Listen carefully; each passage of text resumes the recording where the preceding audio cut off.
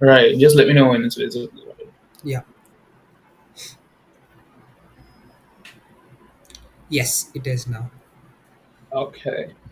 Cool. So shall I start or? Yes, yes, yes. Sure, sure, sure. So, Okay. just a small introduction to everyone here. We are going to be starting off with the SOP Statement of Purpose talk today, and with us is Chandravaran Kunjeti, who is currently pursuing MS in robotics in UPenn. So, yeah, CB, the floor is yours. Yeah. Hey guys, I hope everyone's doing well. Um, Again, I'll reintroduce myself. So I'm a master's student at University of Pennsylvania. I'm doing robotics, and I'm really passionate about that. So the reason why I wanted to do this talk is I realized when I was writing for my master's, there were some points that I came across that were not mentioned previously by various SOP talkers. So I was wondering, and I was thinking like, okay, I should probably help people or make them understand before they even actually start out the process of writing SOP.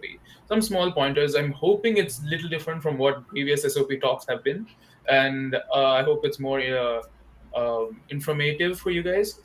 And also one more thing is once of coming here, I actually applied for a transfer from electrical to robotics, and through this transfer, I actually talked to many people who were writing SOPs here and how his students here essentially perceive an SOP and how the college will look at an SOP. So I'm hoping that these points is something that you can take out of and improve it such a way that it's not um, what it's stuck in the past as how people used to write and how it could transform into something new. So yeah, first table of contents, which is about me, then writing the SOP, and then some contact details. So as I stated, I'm in University of Pennsylvania. I love robotics. I mean, anything related to robotics, I'm an enthusiast of telling people to pursue it. It's such a beautiful field. It combines a lot of technologies from three different fields, and there is so much to learn in robotics. It has control systems, it has probability theory, it has uh, deep learning, perception, everything that you can think about. And you anyone in any field can actually just do robotics whenever they want. They don't need to specifically study that. So and then as a hobby, I love playing table tennis. And now let's move on to the SOP talk. Okay. So you probably guys know about the proper structure of what the SOP is. So you have an intro paragraph, you have body paragraphs, and then I like to divide it into two more parts. One is your future goals, which should consist of your short-term and long-term goals, and then the last one would be why this. Then it would be the why the college, and then final would be a small conclusion, which is wrapping up saying how you are confident about yourself, how you would want to pursue it, and you're really passionate about going to this particular program. Let's first take a look at a live example of what an introductory paragraph is. I'm not a great writer of intro paragraphs. So I've actually asked my friend and I've used his intro paragraph. And just to give you a small example as to say what could be in an intro paragraph. So this is slightly different because this is like an SOP that is written for transferring from one program to another. However, it's basically the structure will essentially stay the same. So if you can, I've highlighted some important lines within this paragraph. So you can see that when you're writing an SOP, what's important is the story. And when we talk about story, is like, oh, why is it that you've done what you've done in the past? Like you may be like, oh, I've done this because, for example, I've done a particular project, and in this project, as I go much deeper and deeper into it, I realize my interests have changed or my interest has transformed. It's all about what you have done, what your learnings are. It's not about the project itself. They really don't care about what you've done in the project. They see so many resumes, so many SOPs throughout the year when people apply that knowing about the project itself is not that important for them. One simple example. I mean, this is a PhD admit story of one of my friends here at Penn. So he was applying for a PhD, and he actually got an okay from two different professors to actually go and get admitted for the college. However, the decision committee decided not to take him. I mean, there could be many reasons as to why he was not taken in. It could be that it's not just about your stats. So what's important is the story. And I mean, he probably also had a good SOP, but there are many factors and it's very unknown. So you have to keep that in mind as you go through this whole application process. So as you can see in this paragraph here, you have, oh my God. Yeah. So you have this line, which is the second line, which is the newfound realization is the culmination of a years long journey of growth and learning and discovery. So this person is trying to emphasize as to say like, oh, okay, I'm looking at my journey that has started from a long time ago, and I am trying to realize that, okay, this is how I'm going to change as I go on. And then he's included some examples of some projects that he's done, and he's not gone in depth of these projects. He's just simply told, okay, I've done this project which kind of used this tool. And then he's trying to create the story as to how he's come to the current day. And these are some background projects that could be present in your intro paragraph. There's another way of writing your intro paragraph. I mean, many people, I have seen that they write, oh, okay, from my childhood, I've always really liked this topic. I've always done this, that. That's fine if it's actually true that you've done it from your childhood. Like, there should be a proper reasoning as to say why you've done this and then you're going to doing that in the undergrad. There should not be much information about the project, but your learning and journey through the process is what's important. Yeah, so and here you can see like he starts off what he's done in the first few parts of in his basically life or undergrad or what he's done. But in the second part, he's trying to connect it to why he wants to think that he's really interested into robotics. And so he can see that as he worked at a particular lab, it caused him to create an interest in robotics itself.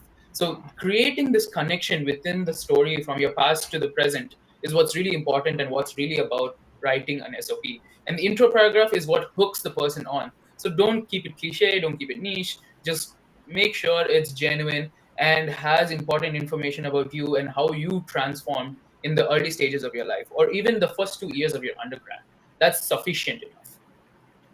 Then you can have your body paragraph. So right now I'm going to talk about connecting different body paragraphs together and what needs to be in the body paragraph. Then later on I can talk about the three different body paragraphs that are present, and then you can try to understand as to say, okay, how you can shape it itself. There's no fixed structure to an SOP, is there? You can structure it however you want, but you should make sure that the story is consistent throughout. So here, this is actually a paragraph which I wrote or in my SOP. So what I'm trying to highlight here is that whenever you have I basically talk about the project in literally one line. I've just said that I'm going to do this project and this was in the final stages of a competition. And then I talk about the learnings of the project. So it's like 1:4 ratio. So whenever you're talking about a project, and also this whole body paragraph is just one single project. The first one is basically the initial stages of how I was learning in this particular competition or project, and the last one is how it transformed me. So why this two stage of information about a single project, one whole paragraph, is it allows you to connect to what is going to come in the next paragraph. So I'll just quickly read through this, right? So during the final months of my undergraduate program, I worked extensively on a janitorial robot as part of a team competing in my final stage of a national competition. Finish talking about what was exactly in the project. Then let's go to what is learning in the project. This project not only allowed me to examine electrical engineering and software development, it also introduced me to the idea of combining control systems and perception. Through this project, I came to realize that transferring theoretical frameworks to the real world requires a deep understanding of the robot's model. So, what I'm trying to do here is I'm setting this up for the later part of my paragraph here. And then this line after this, it comes, this was my initial encounter to control systems. So, control systems is essentially you understanding the model, trying to understand how you are able to control the robot, physics, dynamics, and all that. So I set this up and I'm talking about the learnings of this and how I was introduced to the concepts of control systems. And then as I became more acquainted with the underlying theory, I knew I needed to study its principles in depth. So I'm saying that I still need to improve myself and I need to go much more deeper into these concepts. And this basically sets me up later on to say, okay, this is why I want to do this master's degree, because this is what I'm getting from the degree. These courses, these information is what I'm getting. So it sets me up for what I'm going to do in the future. Then I'm just again reiterating, like at the end, as the competition near its end, I concentrated on building a perception algorithm, such as dot identification from point cloud and laser scan data, as well as an algorithm for recognizing countertops and sinks. So this is just briefly as to say what was the technology within that particular project or that section of the project. And then here I say I tried combining vision with basic control. So this goes back and ties me up to how combining control systems and perception here. And so here's a basic control algorithms, and the results were immensely satisfying to witness as the entire system cleaned the bathroom independently. This experience strengthened my grasp of how perception and control systems interact, and how improving one may improve the other. So I'm trying to create this notion, and the whole concept of this paragraph was control systems, image processing, and how I'm combining both of these together.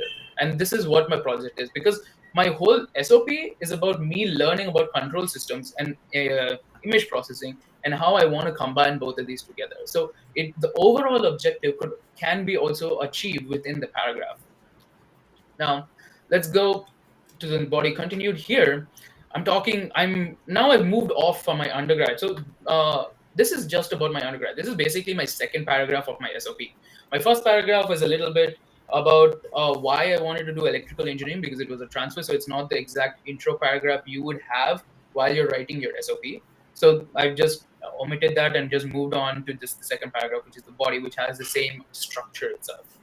And then now I'm linking the second paragraph to the third paragraph. So because I've set myself up, and then I'm in the third paragraph, I'm trying to connect it to saying after I completed these projects and I started my journey in the University of Pennsylvania. So there's like a proper uh, continuity saying, okay, from my undergrad I've done this. This is the final stages of my undergrad, and then I'm moving on to what was done in this in my University of Pennsylvania and what I've essentially done there. So here I've concentrated more on my courses and what I learned in these courses, because there were I mean, I've done RA positions, I've done this, but you need to understand that a master's program is more about the courses than rather the research itself.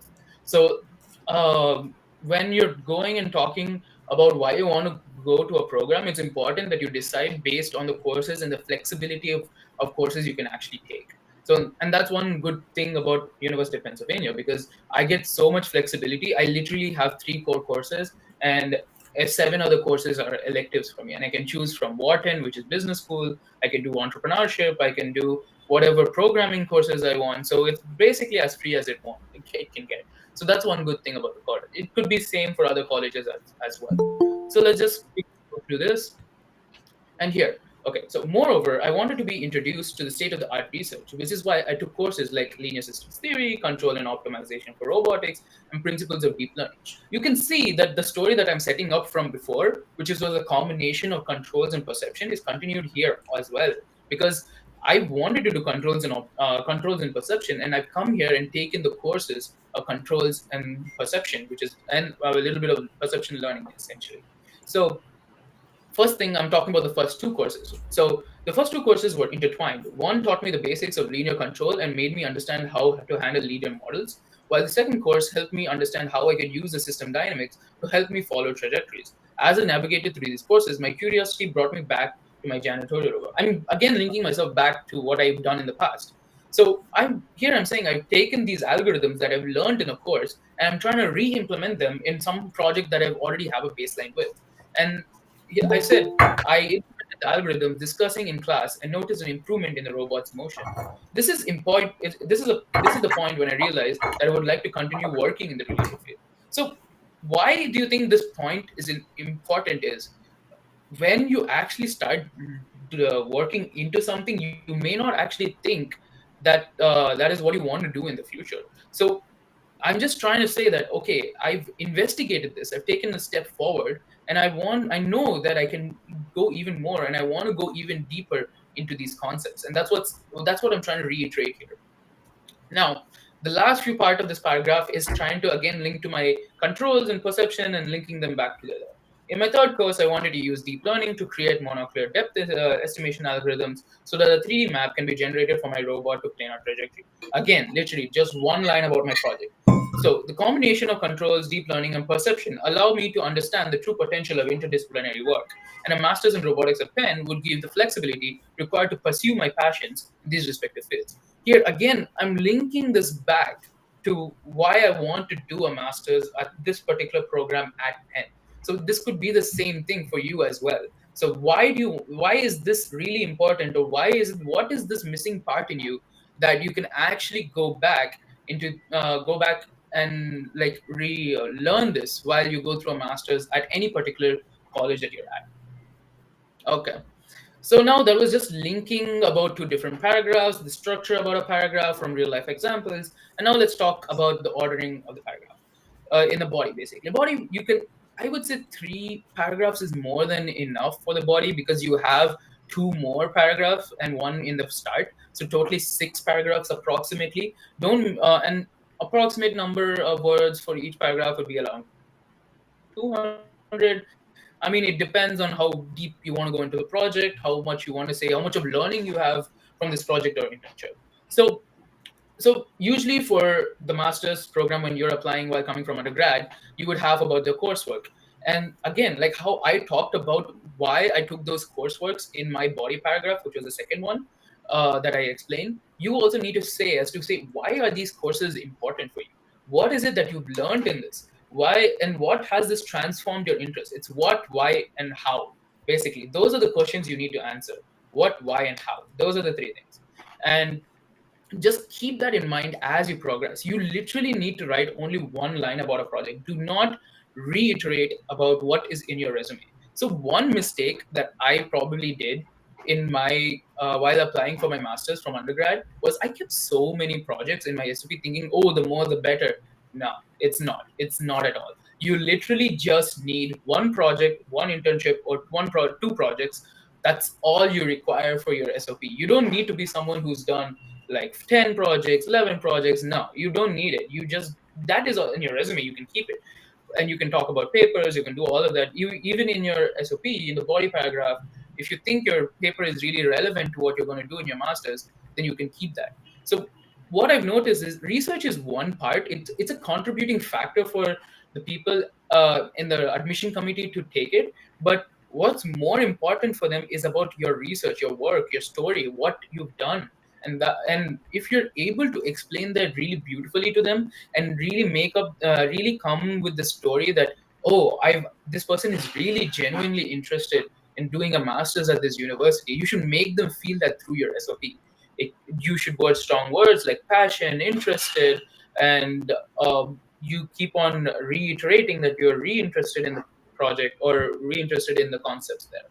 So first para I wrote about my coursework, what led in my coursework. You don't even have to keep restricted to what you've done at college itself. I You can do something like you can talk about your MOOCs or whatever online courses you've done, or even some other random small ass course. For example, could be a talk about machine learning, or there could be your summer courses on machine learning, something like that, or even summer courses on design or summer courses on data science. So even these small courses, they are something that's relevant, and you can keep them in this about the coursework. You don't have to always talk about what you've done at the college itself or the official coursework that is there. So just keep that in mind so that you can talk about it. And also don't talk too much about the coursework itself. Talk more about what you've learned and how, and lead this out. Develop this. There should be a overall theme to your whole SOP throughout your body, and make it such a way that you're linking all of each para is has its own theme, and this theme is linked to the overall objective of your SOP, and that's what's important for you. Then para two, you talk about your coursework, what led from this coursework, what you learned in these courseworks, and how that's leading for you to take a particular project. And like, what is it that made you inquisitive, or what made you curious, that made you pursue this project? Is what you can. That's how you link a paragraphs together. And then again, keep the objective one line about your about your project, and then 4 lines or 3 lines about what you learned in the project. And that's what's important here. Then again, the last one would probably be about your internship or something that's real you've done in the industry. uh, and what you're looking to do essentially. So sorry, not what you're looking to do, but what you've done as an internship or what another project itself. You don't have to talk about your internship. So anything, two really good projects that link up to each other and that are related to your master's applications is what you should essentially keep here. And also try, when you're making these paragraphs, in my opinion, it's good to have different SOPs for different colleges that you're applying to. Like in the sense, like it'll, the projects itself would be different. People usually just change off the last, oh, why this college paragraph. In my opinion, it's better to have separate paragraphs even for the body itself. This, you need to research about the college as to say what type of projects are being done at the college, what are the coursework, and based on this you can take a look as to say, okay, these are the things that will actually lead up to a story as to why I want to go to this college itself. So I know it's a lot of work.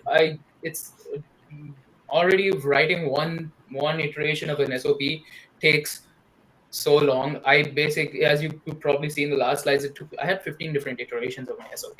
And again, when I was applying for a transfer, I had another 5 to 6 iterations. So it takes a long time. I understand that. So I mean, you can create these paragraphs that and then these linking sentences that are there between the paragraphs can be changed as you move along. So that's one idea you can probably think about. So just keep that in mind, so that it basically improves your chances of applying for of getting admitted to this program.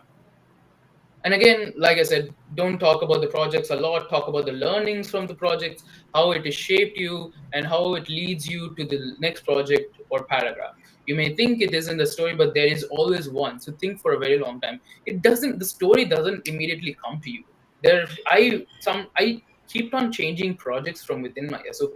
I'm like, okay, is this working? Is this not working? And you just have to think about it. Just sit a long time and try to finish this SOP and make sure that people review it as you go along. Yeah. Do not, and again, like I said, my mistake, do not keep many projects in the body parts of the paragraph. One, 2 to 3, I would suggest two, one college project and one internship dedicated full for paragraphs for them. So one single project for one paragraph. Do not keep multiple unless you you really think that there is a story and that you can actually link one to another and overall they have an objective together. Then keep two projects in one paragraph. In otherwise, just keep one solely dedicated for the project or the internship. Okay. So now here we can talk about, after this body paragraph, you should lead up to the future goals paragraph. These goals are basically like your long-term goals or your short-term goals. Short-term goals would be like, oh, okay, whatever you've reiterated, what gaps or learning gaps you have in your body paragraph, you basically take those and put them in your future goals, essentially. So these goals don't have to be big. They just need to be small things as to what you say, what you want to do in the future. It could be what you want to achieve at the college, what you want to go, who you want. You can also be like who you want to work with also. But I would keep who you want to work with to your about the college paragraph is essentially what I like to call it. So just talk about the future goals, what learnings you want to do, what are the few areas you want to explore. Exploring is actually a really good thing, and people really like that here. So not exactly knowing what you do sometimes could be advantage than knowing exactly what you want to do, because it looks as to someone who wants to learn, who wants to improve, and that's the objective that you want to put forward to these admission committee. Yeah, and anything counts as a goal, but it should make sense as from your past to the present experience. So make sure these goals are intertwined with what you've done in the past. They shouldn't just be like, oh, okay, I've done robotics, and now I want to make a startup in ML. I mean, why? Is there any reason? Why do you want to do this? There is no reason as to. So there should be a proper connection between your past and you say, okay, somewhat related to your future. So think about these future goals. This is actually a very tough paragraph to come up with. It doesn't have to be too long. It just needs to have the impact of saying connecting the past to the future. That's what this whole paragraph is about. Objective, connecting past to the future. Okay. Now let's talk about this paragraph, which is why the college. Okay, many times I've been told, okay, talk about 3 professors, talk about the courses, talk about this. It If you keep too much content in this, or the different number of content in this particular paragraph, you won't be able to tell as to why or give enough reasoning. So in the past, I used to have like, oh, I like this course and I like this course, and that's all. I don't even tell why I like these courses, how much of information I've gone in to actually collect, why these courses are important is what I haven't done. So you should probably take maybe one or two courses which are closely related to each other and say, okay, I did not learn this in my past, and I'm really looking forward to learning this at the college. And learning this would probably help me go and work with a professor X and Y or XYZ in something like that. So connecting this in this paragraph should also have a flow. It's not just putting out statements there like, oh, I like this course, I like this course, I like this professor, I like his research. No, no, no. It's not. It's all about the story.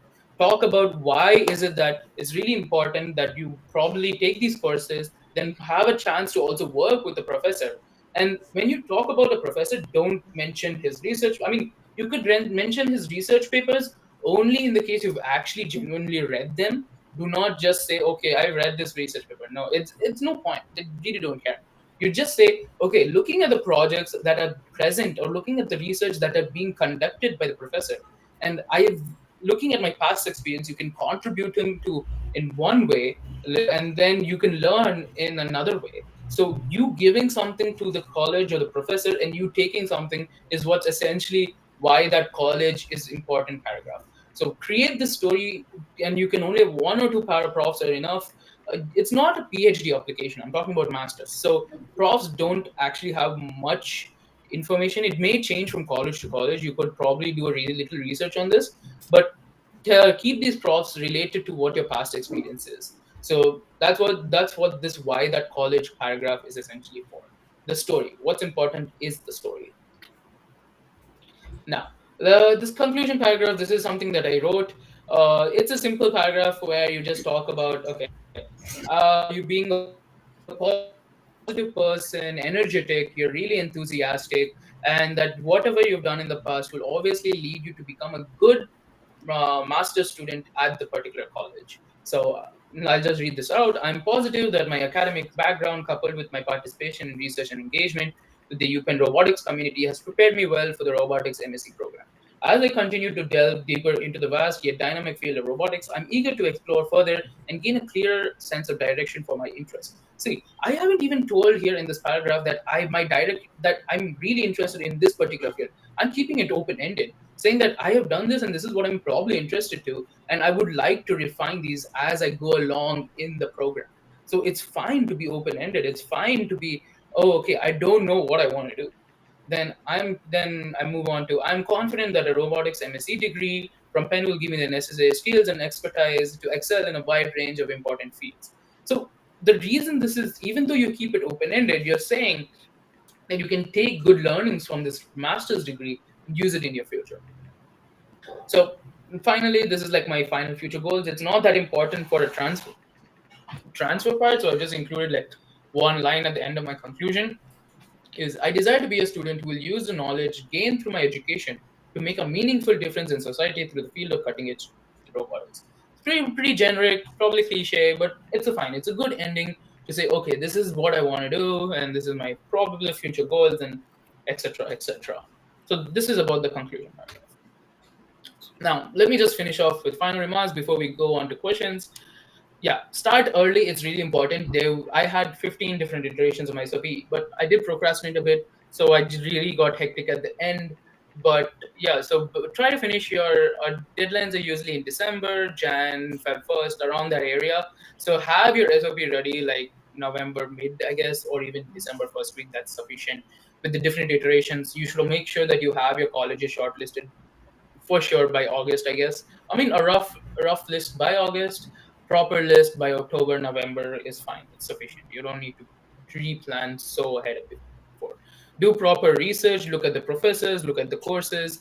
If you're not doing a PhD, really focus on the courses that you're going to do in masters. That's really important for you. So make sure that when you're going for a master's degree, the courses that you're there, what you want to learn is present. And the research, it's fine if unless you're really really really interested in research, because if you're, then you probably should directly apply to a PhD rather than a master's, because master's is super costly. Okay, then ask seniors or friends to review people. You can have someone with really good English, one person who knows what they're writing, what needs to be in SOP. And also be polite and be really cautious about what about seniors commitment, because they doing masters or PhD or in general any course is really really hectic.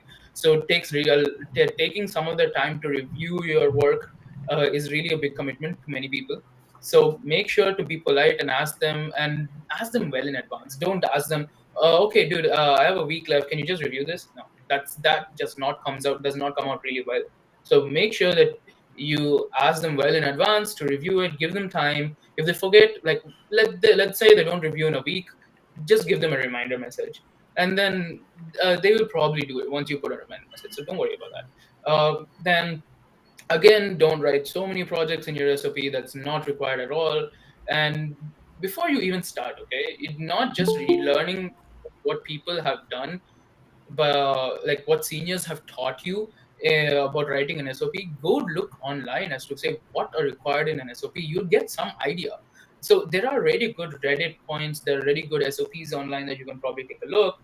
But when you're starting off writing your SOP, they usually say don't look at anyone, or people usually say don't look at any SOP. Now, I don't like that, because it takes a really long time to come up with the proper structure. Look at one SOP, see how good that SOP, see how you can structure your SOP to be similar to that, and then go through the iterations.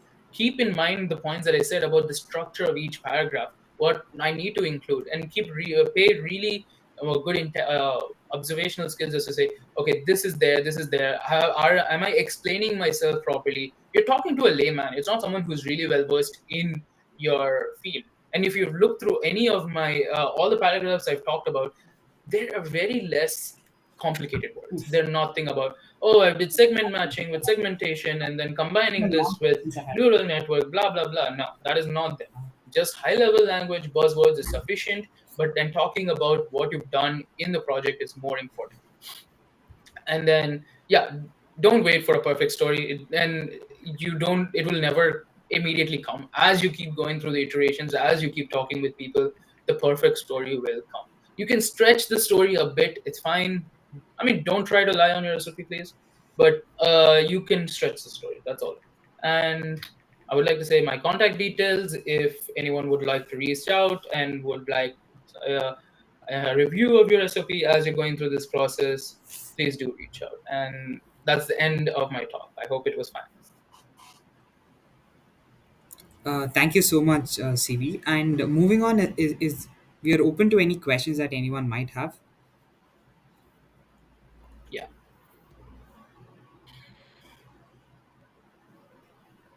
Oh yeah. There was one question I think was asked before. Let me address that quickly. How do you explain gaps in your grades? You actually don't need to address it that much.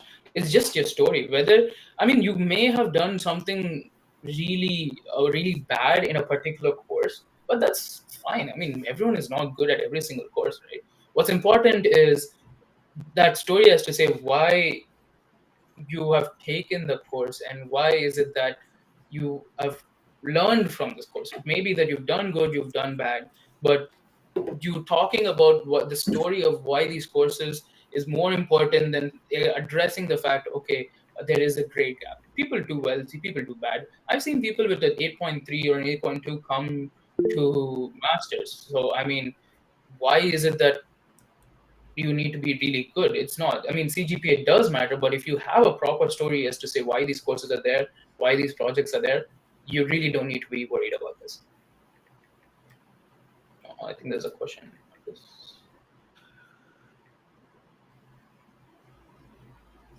Yeah. So they were not much different actually. Like I said, it was some mistake which I did in the past. I literally had the same body paragraph, same intro. It was just a little bit about the college, where I just changed out the courses and changed a little bit about the professors, and that's all. There was nothing else more different. But I would really, really recommend that you keep something different for both of these. Usually, these body paragraphs should be changed for different colleges, but within a college, the same program, it's like two different programs will can have the same thing, because your objective is essentially the same. Whether you're going for an electrical program or whether you're going for a robotics program, they're essentially the same. You want to do what you want to do. So having consistency in with your story is also a good thing. So probably I would have written my why this college paragraph a little different, more iterating on the coursework that is there within the electrical compared to robo. Robo is really more flexible compared to electrical, but electrical has more controls. So I would be talking about why I would want to do more controls work, and rather than having an overall perspective on robotics. So probably that would be my change. Okay, I hope that answered your question.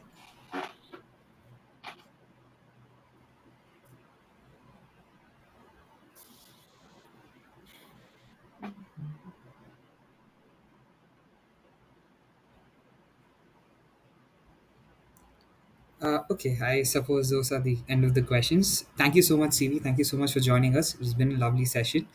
So yeah, we'll close the session here. Okay, great. Hope it was informative for you guys. Thank you. See you guys. Oh wait, there's another question which Yeah. would, how many words an ideal SOP should be? 1,000 words. I would say an ideal SOP would be. Don't keep it too long. They don't have time to read that much, but 1,000 words is sufficient. You can actually fit everything that you require if you don't keep random redundant data within your SOPs. 1,000 words is a benchmark. You can go over it by 100, 200. It's fine unless there is actually a limit. Some application portals have like, okay, you have to copy and paste it, which is like 1,000 words, and beyond that, it just cuts it out. So be careful of that. So just keep in mind, but 1,000 words is fine.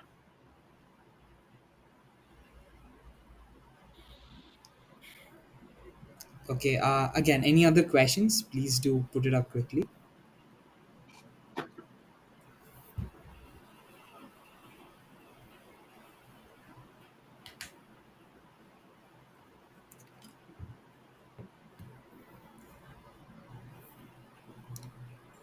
Yeah, CV, there's a new question. Hmm. You, Yeah. yeah, Hmm. yeah, go Yeah, ahead. I see that question. So, do you suggest going back and referring to the previous versions of your SOP? Yes, you should always go back.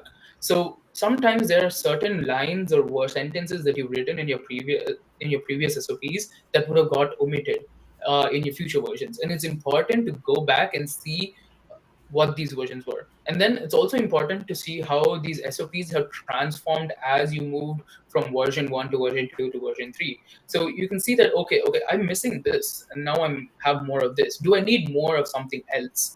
Is what is important. So going back and looking at these SOPs is also a really important thing to see how your SOPs have transformed and what points have you missed or what important projects have you missed. Sometimes you would be on SOP number 10 and you'll be like, oh shit, I can't think of this connection between project 1 to project 2, but then it will actually be there in your SOP 2 or SOP version 3. So going back and maybe looking at these, just skimming through to try to understand what were there in these SOPs is also a good idea. So and then taking those sentences, reforming them and fitting them to your application is really good. So yeah, and obviously use Grammarly, and I also use something called Quillbot for me to improve my language part of my SOP. So you can probably take a look at that. Don't use ChatGPT, please. I mean, if you guys have access to ChatGPT, I'm not sure. Because ChatGPT has this way of summarizing things and just taking like not really emphasizing on the points you want. So you give some input to ChatGPT, it just basically summarizes it and gives an overall. It removes all the important points. The objective is lost. Yeah, it's not good. So and it usually always ends up with a summary paragraph like overall this is blah blah blah, this is what happened. To summarize, blah blah blah, this happened. So these are, I mean, you can use it to like improve your language, but don't use it to write your whole SOP.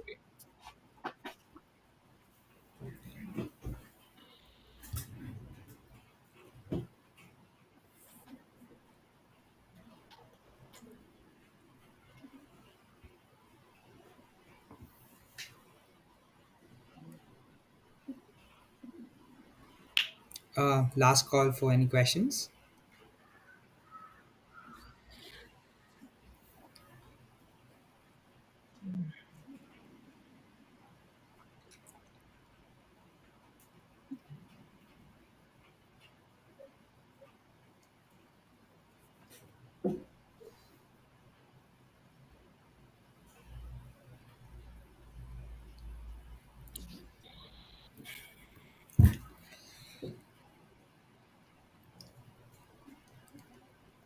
Okay, I suppose this is it. Thank you everyone for joining. Thank you so much, CV, again. Yeah.